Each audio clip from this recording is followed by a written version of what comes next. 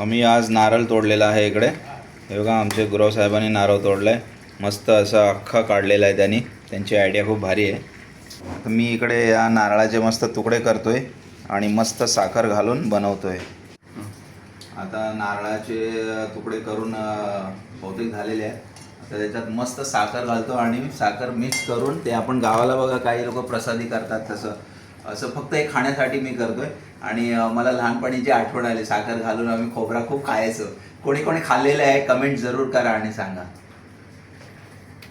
आपण बघू शकता मी आता साखर घातलेली आहे. मस्त मिक्स करून घेतो.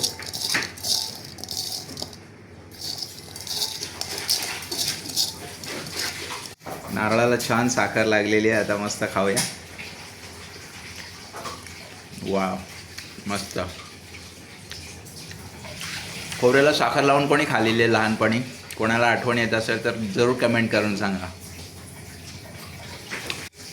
लहानपणाची आठवण आली. खोबऱ्याला साखर लावून खाणार मस्त लागतं. मस्त ना? मस्त.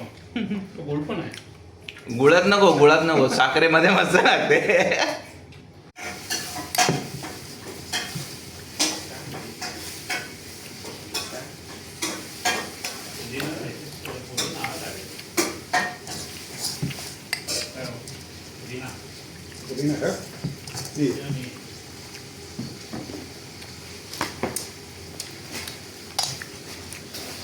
मस्त.